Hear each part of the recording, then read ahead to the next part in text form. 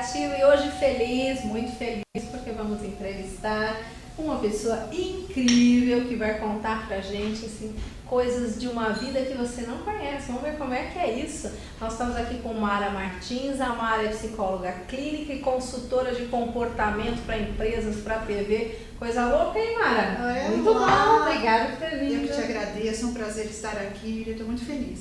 Ah, que beleza! Nós vamos começar conhecendo a pequena Mara, né? Então, vamos ver como é que esse poder criativo da Mara andou aí ao longo da vida dela. Vamos ver as marquinhas de pequenininha.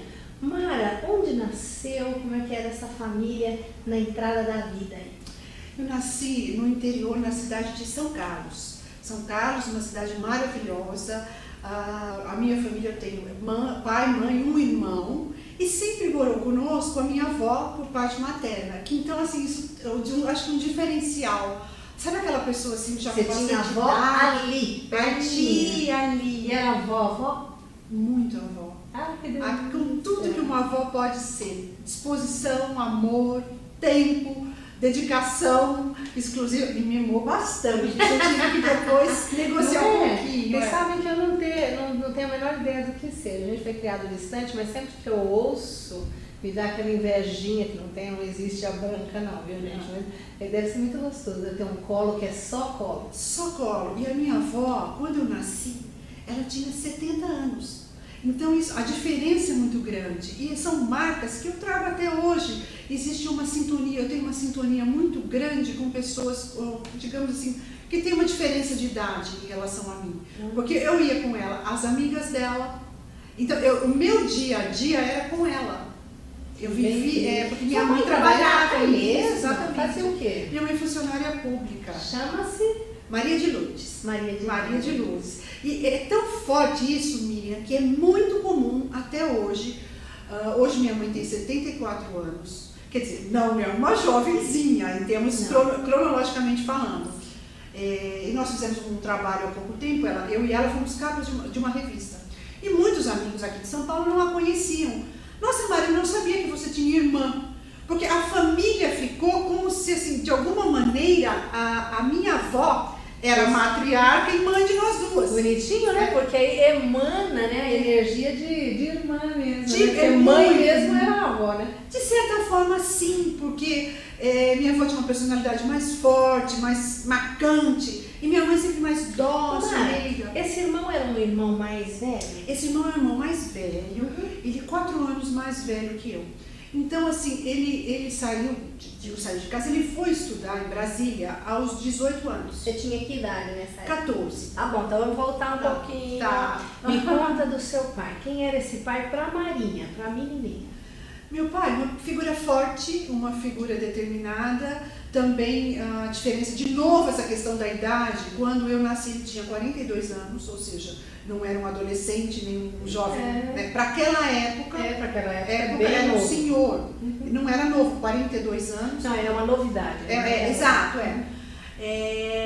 sempre também, assim, muito presente, mas mais na questão do provedor.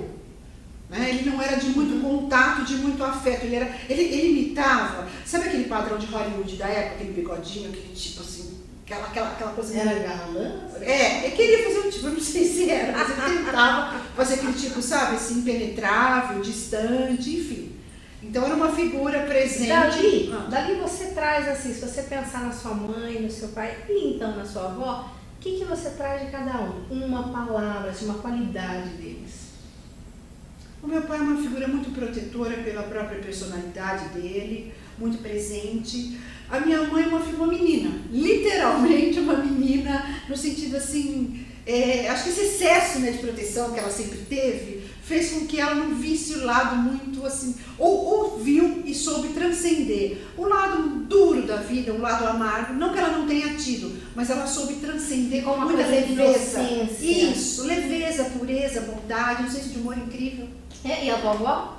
Minha avó era uma pessoa assim, ela foi morar conosco porque ela ficou viúva, com 3 crianças pequenas, e na época essas crianças foram morar com familiares, então a família dela se desfez, né? Porque ela na época ela era analfabeta, não sabia ler, enfim, não tinha recursos. acho que nem financeiros e nem pessoais para lidar com essa família. Então os filhos foram morar cada um com um parente, inclusive minha mãe foi criada por uma outra família. E aí a minha mãe, quando se casou, eu me emociono um pouco, porque eu acho uma atitude muito bonita, muito nobre. Na volta da lua de mel, ela já pegou, já passou de minha avó estava morando e trouxe ela para morar conosco. E aí ela permaneceu até o seu falecimento aos 94 anos. Nossa, viveu bastante, né? Sim. Então vamos trazer dessa mãe também uma generosidade, né? Uma coisa boa. Maravilhosa. E aí essa Mara, ela foi crescendo ali, ela ficou em São Carlos quanto tempo? E como que você começou a sua trajetória mesmo de estudo, de ir embora? Eu vivi em São Carlos até os 6 anos. Meu pai também funcionário público, ele foi transferido para Araraquara. Então, toda a minha parte de adolescência eu vivi em Araraquara, dos 6 até os 19, quando entrei na universidade e aí fui para a universidade. Então eu vivi a minha parte de infância, o final de infância e adolescência em Araraquara. E aí você São cidades próximas, né? Sim, aí você estudou o quê? Como que você começou essa escolha de caminho pela vida? Miriam, eu não comecei assim em termos de escolha. Naquela época nós não tínhamos muito essa questão de orientação vocacional. Cidade do interior, não podemos comparar com os dias de hoje, em que a questão da tecnologia, da globalização, nós temos uma referência hoje internacional muito próxima. Naquele tempo, São Paulo, se dizia que o interior em relação a São Paulo tinha um gap, uma diferença de 20 anos. Em termos de cabeça, de cultura. As mulheres... muita coisa. As mulheres ainda muito donas de casa, muito recatadas, muito, mesmo que trabalhassem, elas chegavam, enfim, muito dependentes do marido em todas as épocas. Então essa questão da escolha foi meio assim... Eu estava no 3º ano do colegial e todo mundo começou a falar... A minha família não esperava nem que eu estudasse, seguisse uma carreira. Por ser mulher, achavam que eu ia me casar e cuidar dos meus filhos. Cá entre nós, tão pouco tempo e é uma diferença tão grande, né? Estou aqui imaginando eu sentada à mesa com meus pais discutindo o que eu seria. Não tinha isso. E aí veio do terceiro colegial, as minhas amigas, enfim, era um colégio, na época, posso falar o nome, um colégio objetivo, que tinha ido para o interior já com uma visão mais de profissionalizar os alunos para o mercado de trabalho. Então, aquela questão de vestibular, FUVEST, e eu falei, vou prestar o quê, meu Deus? Será que eu vou prestar em... Bom, aí eu prestei engenharia. Você está brincando? Eu prestei engenharia. Fiz em São Carlos, uma escola top, de primeiríssima linha, mas não dei sequência na carreira. Porque... Mas se formou em engenharia? Não, eu fiz 3 anos e meio. Quase? Não digo quase, Miriam, porque assim, os meus créditos faltariam muito. Eu tinha muitas DP, não tinha nada a ver comigo. Eu fazia um social na engenharia. E aí o que você fez depois disso? Eu parei, eu dei um tempo para me ouvir, para olhar para mim, ver o que eu iria fazer. E eu optei pela psicologia, porque é uma coisa que eu gosto, pessoas, gente. Aí já era uma escolha mais da sua alma, sim, falando com certeza. Aí fui fazer psicologia, fiz psicologia. Ainda lá? Não, eu fiz em Bauru, também no interior de São Paulo. Legal, eu fiz na escola, no caso da escola católica, né, a Ordem do Sagrado Coração, uma ordem mundial. Depois até vou contar, fiquei um tempo em Roma nessa ordem. Fiz 5 anos lá, me formei, foi um tempo maravilhoso, claro. Uma escola particular, na época era uma das escolas mais caras do interior, existia uma brincadeira que o Chico Anísio falava assim, que para pagar aquela escola, que as meninas tinham que fazer programa, porque era muito caro. E realmente tinha muitas meninas, existia essa lenda. Entendeu? Era uma lenda. Era uma lenda viva. Né? Assim, mas... Mara, eu vou interromper você agora um pouquinho, porque quando a gente chega aqui no meio desse bloco, a gente dá uma respirada e vai para aquilo que foi o ponto alto e o ponto baixo da vida de quem está aqui com a gente.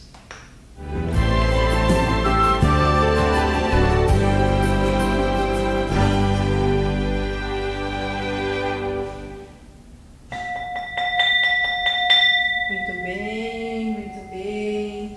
Vamos abrir aqui nosso coração, nosso ouvido, vamos receber da Mara. O que foi, Mara, na sua história? O momento mais delicado, mais doído, que você falou, não, aqui eu preciso respirar para dar conta que isso está muito doloroso.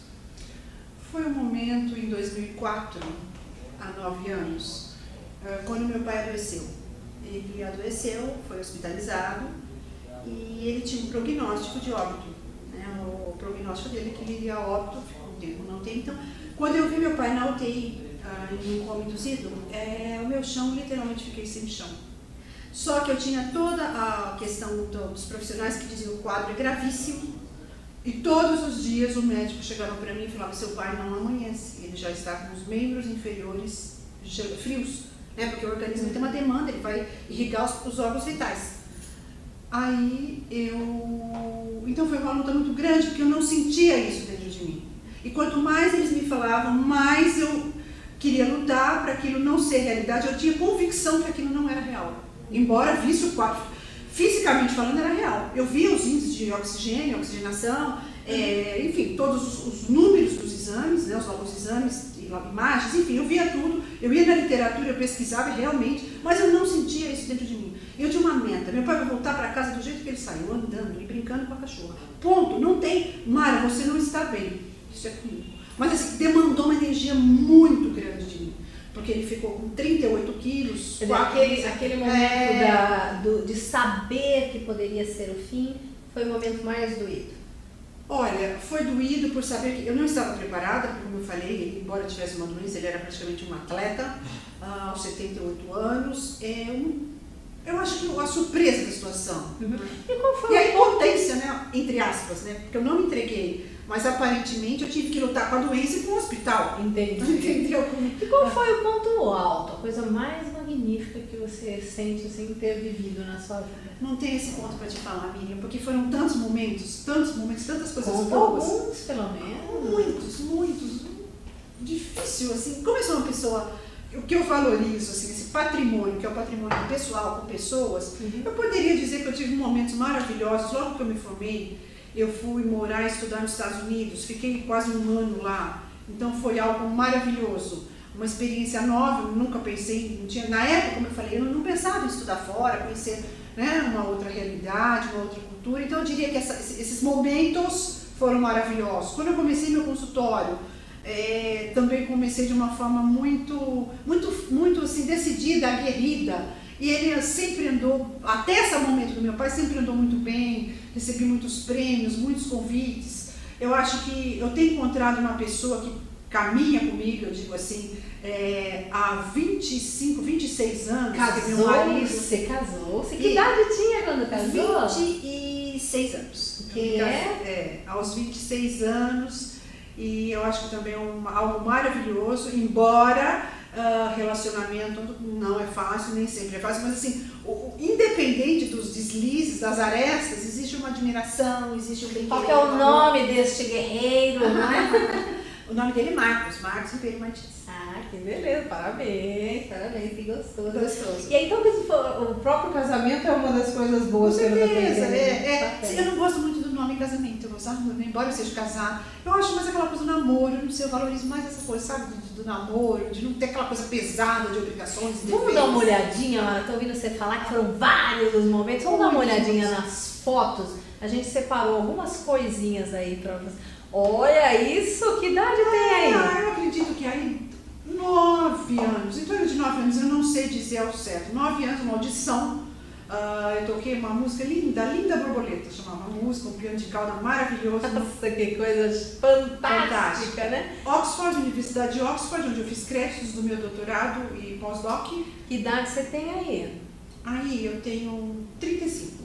Que delícia essa oportunidade, não, Mara? Sim. Que coisa maravilhosa. Maravilhosa. Eu me proporciono coisas boas, via de regra. Revista Caras foi um prêmio que eu recebi na Hebraica.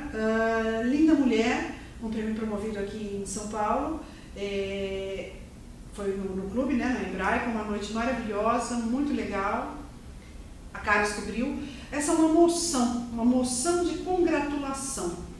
Recebi em São Carlos um projeto que eu tenho desde 96, se chama Saúde em Foco. Ele visa levar informações de saúde para a população de uma forma gratuita e com apoio de empresas, mas ele não tem um fim econômico e financeiro, é um trabalho voluntário. Que coisa maravilhosa, hein, dona Mara? Muito chique a senhora.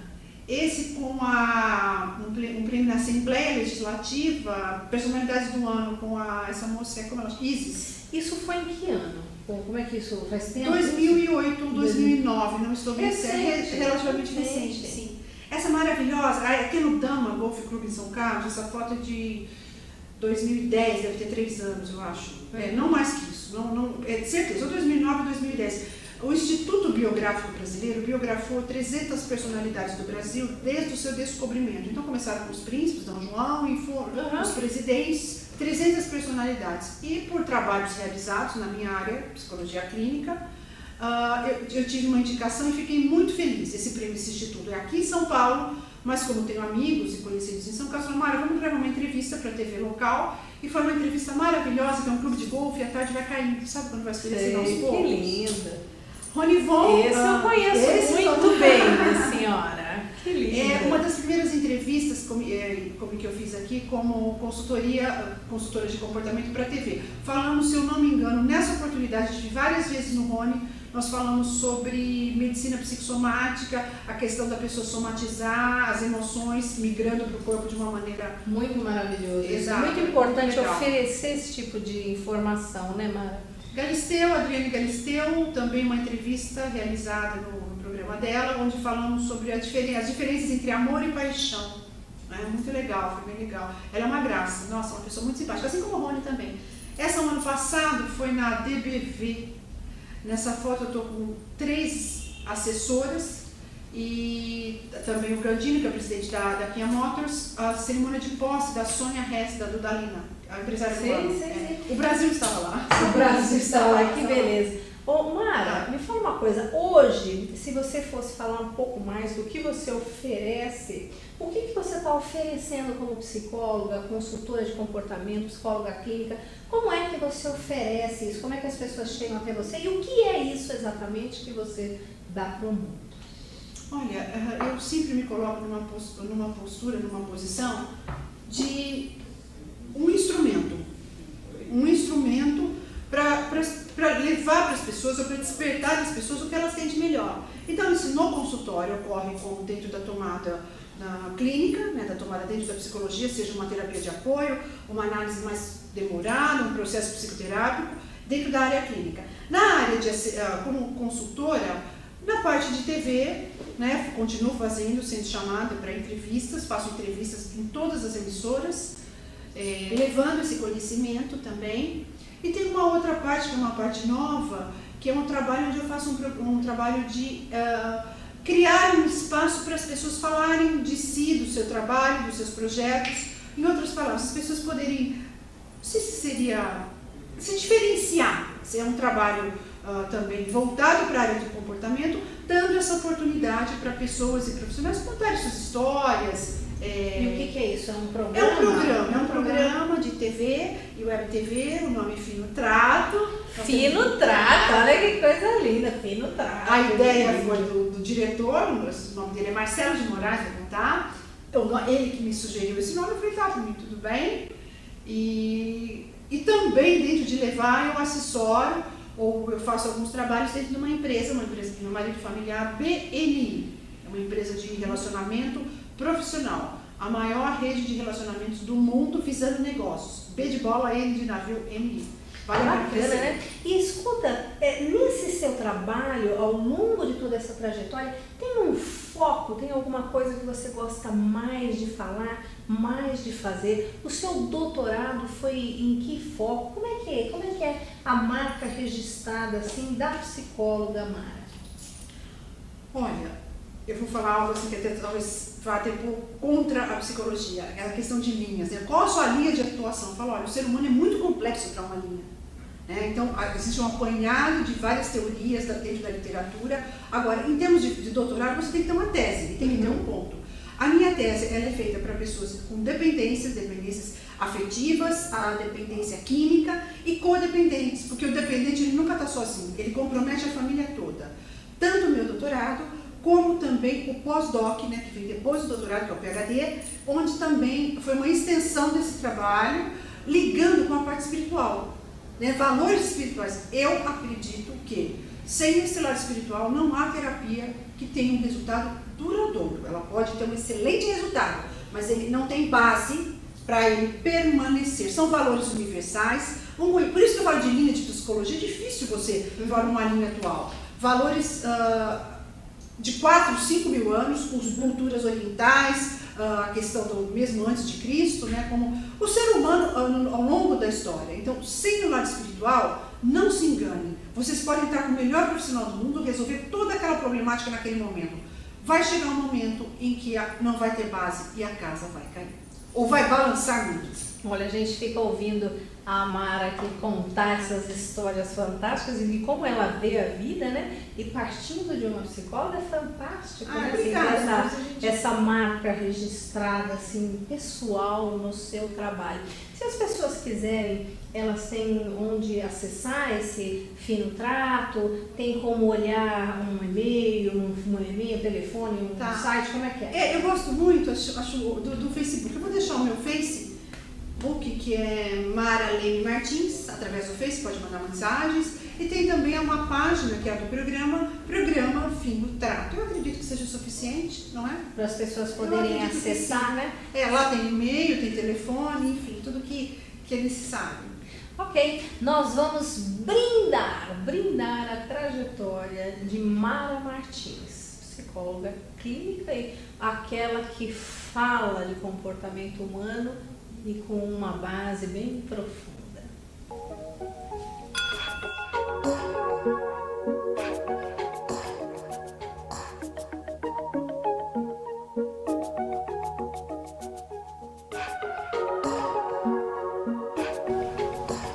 Eu queria lembrar você que você está aqui no Poder Criativo e que hoje nós estamos falando com Mara Martins. Eu quero brindar a trajetória da Mara, eu quero brindar a trajetória de uma menininha que se viu ali com uma vovó dando colo, que recebeu todo o amor, que viu um pai muito forte, muito presente, apesar da ausência, que teve uma mãe menina com uma generosidade sem fim e que dali errou no caminho com alguma coisa tão técnica, respirou, foi para dentro, se achou e oferece ao mundo tudo o que ela é, na grandeza que ela tem em todas as TVs, em todas as empresas, com o coração aberto. Então eu brindo aqui a trajetória de Mara Martins. Obrigada por ter vindo, um brinde a Mara. Eu agradeço. Pode agradecer. Nossa, eu agradeço a oportunidade maravilhosa de estar aqui, de estar com uma amiga que é encantadora. Não teria outra palavra para dizer. Encantadora. Basta. Muita gentileza, um grande beijo, Poder Criativo, quinta-feira que vem, 1h. Até mais!